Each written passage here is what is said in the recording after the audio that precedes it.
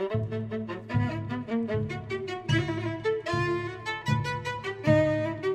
friends, welcome back to the Journal Feed. My name is Nick Zelt, and this is the only place to get spoon-fed the latest and greatest of emergency medicine.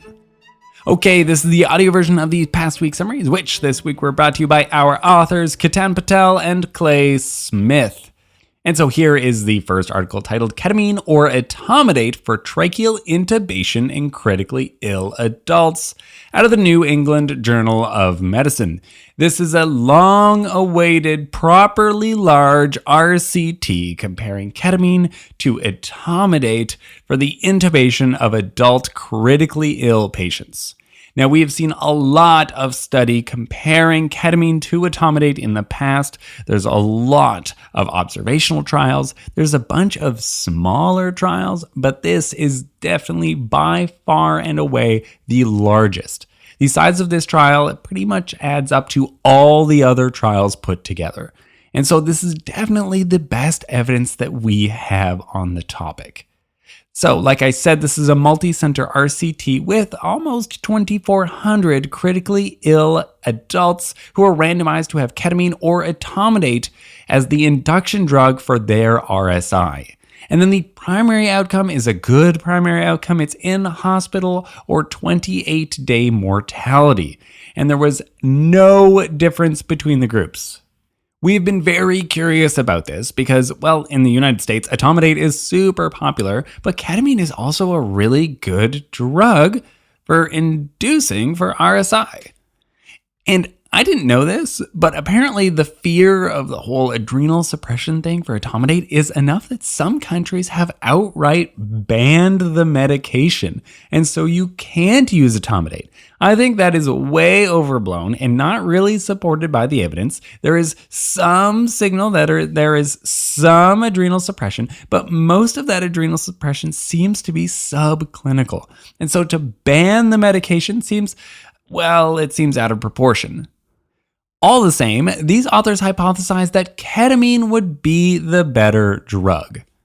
And for the primary outcome, that is 28-day mortality, there was no difference between the groups. 28.1% for the ketamine group and 29.1% for the etomidate group, a tiny difference that was not statistically significant. However, for the secondary outcome, which was a composite outcome, there was a bit of a difference. And this difference was seen in the rates of cardiovascular collapse, so they call it, which was made up by a systolic blood pressure less than 65. Okay, that's pretty dramatic. Cardiac arrest. Okay, that's totally fair. Or new vasopressors. That's very different from those two other ones. And this had to be within 2 minutes of induction. And here we did see a significant difference between the groups. 22.1% for ketamine and 17% for etomidate, the adjusted difference being about 5.1%, which was statistically significant. And this difference was pretty much just driven by this vasopressor group. So they got more vasopressors, new or an increase within 2 minutes of induction. And this difference seemed to be more marked if the patients had septic shock. Overall, 47% of all of the patients had sepsis, so that's quite a bit of the cohort. Now the question is, because this is really the only significant finding that we might care about between the groups, do we care about this? Ketamine had more vasopressor use within 2 minutes of the induction, which is acting very quickly, especially considering that it took 112 seconds to actually do the intubation. And this is from the induction. So within 2 minutes, so you've increased the vasopressors or given a bolus probably before you've accomplished the intubation. This is really fast for you to have done this. Having this kind of an outcome within 2 minutes of induction is a weird outcome, as far as I'm concerned anyways. And why more pressors? What was the actual difference in the blood pressures? Well, with ketamine, we saw a median drop of only 6 millimeters of mercury. And there was about 4% more patients in the ketamine group that had their systolic pressure fall below 80. So I guess in that regard, that's legitimate, but now we've got even more patients that have had this increase in their vasopressors, actually 5% overall, and only 4% more patients actually had their blood pressure fall below 80, which is pretty far. You don't need to fall that far to need vasopressors, but all the same. Now, if we look a little bit about the two groups in general, we see that more of the Etomidate patients, by about 2-3%, had new bolus suppressors or new pressors started before the induction, within an hour of induction. Actually, hold on, let me go back. I believe I misspoke. The secondary outcome, which was positive, was actually that they had more pressors within 2 minutes of intubation. Okay, within 2 minutes of intubation, forget some of the other stuff that I just said a minute ago. Forget about the timing of intubation because the vasopressor started within 2 minutes of intubation. So now we have to look at the groups at induction of anesthesia. And if we look at the groups at induction of anesthesia, we see that more of the Etomidate group had an increase in their pressors or a bolus of their pressors when they started anesthesia. Not by much, we're talking just a few percent. And then also a couple few percent more who had new pressors within an hour of all of these procedures, of this intubation, the RSI. And so we see that there's a few percent and a few percent who are getting more vasopressors in the Etomidate group prior to the RSI. So if after the RSI, the ketamine group just kind of catches up a little bit, I'm not actually very concerned about this outcome. And this new vasopressors is the least patient-focused outcome of those composite outcomes. Again, I'm not really very worried about this. Overall, this is a negative trial. There's no significant difference between ketamine or Etomidate for intubating these critically ill patients. So if you're already using one, I'd say keep using that one.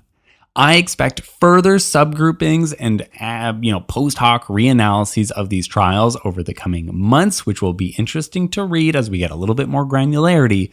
But as I'm reading it for the moment, I'd say this is a negative trial. I think both are equal, and I don't think anybody should stop using ketamine because of a non-patient focused outcome that might have had a little bit of bias baked into it from the beginning. I apologize for misspeaking at the beginning. I was looking at some of my own notes, plus the article, plus I've got the actual spoon feed that you guys got as a newsletter, and that is also up, and there was a typo in one of them, and it confused me a little bit, but indeed, the actual outcome is within 2 minutes of intubation. I verified that in the article. I'm sorry for misspeaking. The rest of what I said is definitely accurate. In a spoonful, this is a single RCT that has the power of the previous systematic review and meta-analysis on this topic. And it shows equivalency for all of the patient-centered outcomes between ketamine and Etomidate for RSI. Continue using whichever you are using. And then we have the second article titled Part 2, Executive Summary, the 2025 American Heart Association Guidelines for Cardiopulmonary Resuscitation and Emergency Cardiovascular Care, out of the journal Circulation. Okay, I'm going to say it up front. I don't have that much to say about this article specifically, except to say that there are updates to the broad AHA guidelines, and this is the executive summary. So this is going to tell you all of the interesting updated things in this one document from all of the different parts of the guidelines.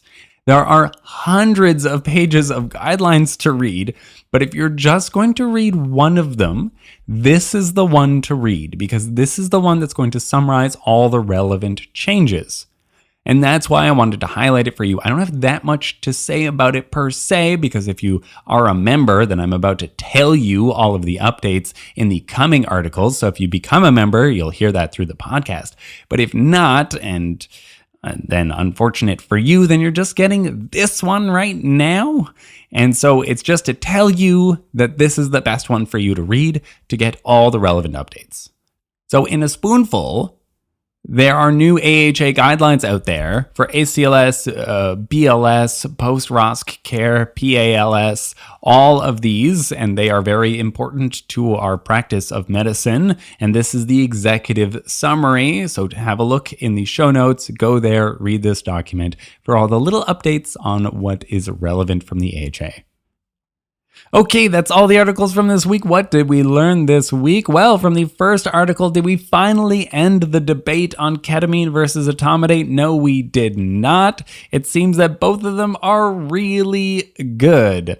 According to this large RCT on the topic for RSI of critically ill patients in the emergency department. And then from the second article, this was the executive summary of all of the AHA's new guidelines. If you don't want to read hundreds of pages, then this is the one to read. Now, if you are hearing this right now, then you are not a part of the members feed, and so you missed 3 articles from this week. What articles did you miss? Well, we actually went through the AHA's new guidelines. That's more than 30 pages per guideline to give you the important summaries, and those were on basic life support, advanced life support, and post-ROSC care. Links to all the original articles can be found at journalfeed.org. Just follow the links in your show notes. Our goal here is for you to keep up the easy way through spoon feeding. Thank you.